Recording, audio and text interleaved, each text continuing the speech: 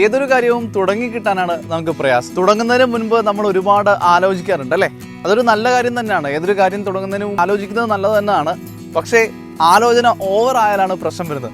ഇങ്ങനെ ഇംഗ്ലീഷ് സംസാരിക്കുന്ന കാര്യത്തിലും ഇങ്ങനെയുള്ള ഓവർ തിങ്കിങ് നമ്മൾ ഒഴിവാക്കേണ്ടതുണ്ട്. പറഞ്ഞു വരുന്നത് ഒരു കോൺവെർസേഷൻ തുടങ്ങുന്നതിന് മുൻപുള്ള കാര്യങ്ങളെ കുറിച്ചാണ്. നമ്മൾ സ്കൂളിലൊക്കെ പഠിക്കുന്ന സമയത്ത് ഒരു കോൺവെർസേഷൻ തുടങ്ങുന്നതിന് വേണ്ടി ഒരുപാട് ഫോമൽ ആയിട്ടുള്ള ഗ്രീറ്റിംഗ്സ് പഠിച്ചിട്ടില്ലേ? Good morning, hello, how are you എന്നൊക്കെ പറഞ്ഞിട്ട്. പക്ഷേ ഇങ്ങനെ ഫോമൽ ആയിട്ടുള്ള ഗ്രീറ്റിംഗ്സ് മാത്രം മതിയോ നമുക്ക് ഭാഷ ഉപയോഗിക്കാനായിട്ട്? നമ്മൾ കാഷ്വലായിട്ട് സംസാരിക്കാറില്ലേ? ഈ കാഷ്വൽ ആയിട്ടുള്ള സമയങ്ങളിൽ നമ്മൾ എങ്ങനെ ആൾക്കാരെ ഗ്രീറ്റ് ചെയ്യും? അതായത് നമ്മുടെ ഫ്രണ്ട്സിനെ, അല്ലെങ്കിൽ നമുക്ക് അറിയാവുന്ന ആൾക്കാരെ, അല്ലെങ്കിൽ പെട്ടെന്ന് കാണുന്ന ഒരാളിനെ, അങ്ങനെയൊക്കെയുള്ള സാഹചര്യങ്ങളിൽ നമ്മൾ അങ്ങനെ അവരെ ഗ്രീറ്റ് ചെയ്യും. ഇന്നത്തെ കണ്ടന്റിൽ നമ്മൾ ഡിസ്കസ് ചെയ്യാൻ പോകുന്നത് ഇൻഫോർമൽ ആയിട്ടുള്ള, അതായത് കാഷ്വൽ ആയിട്ടുള്ള ചില ഗ്രീറ്റിംഗ്സിനെ കുറിച്ചാണ്. എല്ലാവർക്കും ഈ കമ്പനിയുടെ പുതിയൊരു അധ്യായത്തിലേക്ക് സ്വാഗതം. Let's talk English.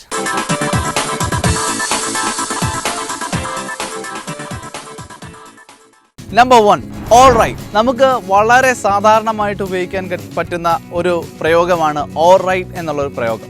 യഥാർത്ഥത്തിൽ ആർ യു ഓൾ റൈറ്റ് എന്ന് ചോദിക്കുന്ന ചോദ്യത്തിൻ്റെ ചുരുക്കരൂപമാണ് ഓൾ റൈറ്റ് എന്ന് നമ്മൾ ചോദിക്കുന്നത്. ഇതിൻ്റെ ഉത്തരമായിട്ട് അല്ലെങ്കിൽ ഇതിൻ്റെ റെസ്പോൺസ് ആയിട്ട് നമ്മൾ പറയുന്നതും ഓൾ റൈറ്റ് എന്ന് തന്നെയാണ്.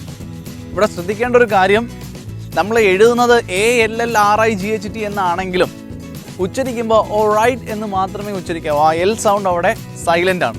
Number 2, wotcha. What are you doing എന്ന് ചോദിക്കുന്നതിൻ്റെ ചുരുക്കരൂപമാണ് wotcha എന്ന് പറയുന്നത്. ഇത് ഇംഗ്ലീഷിലെ ഹൈലി ഇൻഫോർമൽ ആയിട്ടുള്ള ഒരു ഗ്രീറ്റിംഗ് രീതിയാണ്. സാധാരണഗതിയിൽ വാട്ട് ആർ യു ഡൂയിങ് എന്ന് ചോദിക്കുമ്പോൾ നമ്മൾ നൽകുന്ന ഒരു ആൻസർ അല്ല ഇങ്ങനെ ഗ്രീറ്റിംഗ് ആയിട്ട് wotcha എന്ന് ചോദിക്കുമ്പോൾ നമ്മൾ നൽകുന്നത്. വാട്ട് ആർ യു ഡൂയിങ് എന്ന് പറഞ്ഞാൽ നമ്മൾ കഴിഞ്ഞൊരു വീഡിയോയിൽ അതിൻ്റെ മീനിങ് നമ്മൾ ഡിസ്കസ് ചെയ്യുന്നത്, എന്താണ് നമ്മൾ ആ ഒരു പർട്ടിക്കുലർ ടൈമിൽ ചെയ്തുകൊണ്ടിരിക്കുന്നതെന്ന് ചോദിക്കുന്ന ചോദ്യമാണ് wotcha എന്ന് പറയുന്നത്.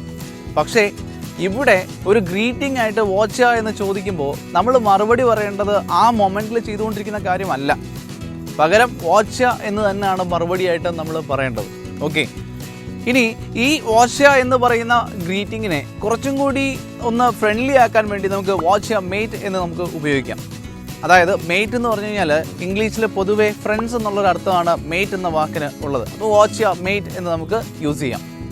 Number 3, how are you doing and how is it going. രണ്ടെണ്ണം ഒരുമിച്ച് പറയാണ്. ഇംഗ്ലീഷിലുള്ള വളരെ ഷാലോ ആയിട്ടുള്ള ഗ്രീറ്റിംഗ്സിൽ രണ്ടെണ്ണമാണ് ഈ how are you doing and how is it going എന്ന് പറയുന്നത്.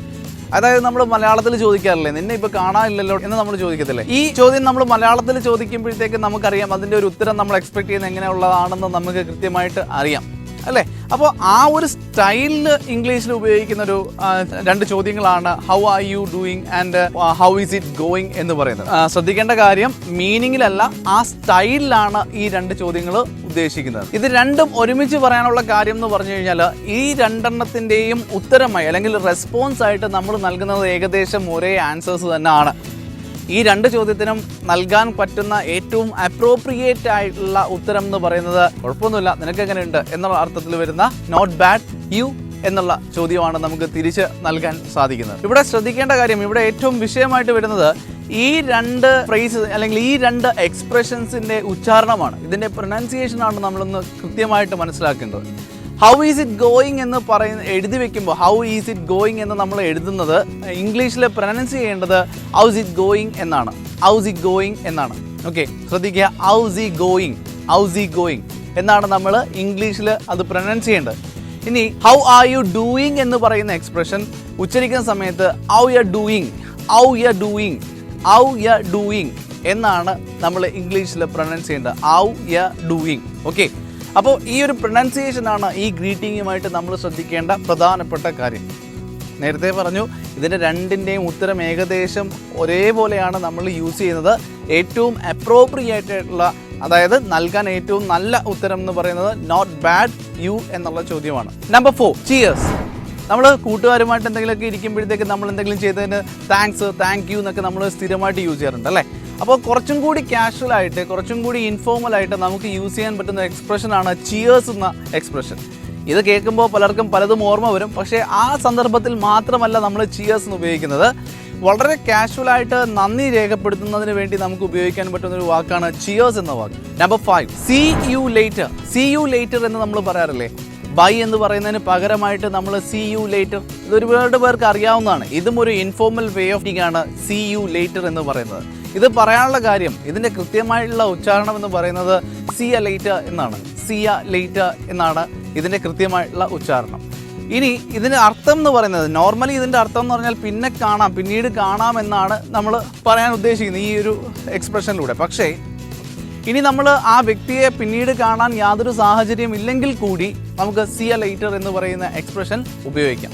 ഇംഗ്ലീഷിൽ വളരെ കാഷ്വലായിട്ട് യൂസ് ചെയ്യാൻ പറ്റുന്ന കുറച്ച് എക്സ്പ്രഷൻസ് ആണ് ഇന്നത്തെ വീഡിയോയിലൂടെ നമ്മൾ പഠിച്ചത്. നിങ്ങളുടെ ജീവിതത്തിൽ ഏതെങ്കിലുമൊക്കെ സാഹചര്യത്തിൽ ഈ എക്സ്പ്രഷൻസ് നിങ്ങൾക്ക് ഉപയോഗിക്കാൻ പറ്റുമെന്ന് പ്രതീക്ഷിക്കുന്നു. പുതിയൊരു കോണ്ടന്റുമായിട്ട് ഉടനെ കാണാം. Thank you. See ya.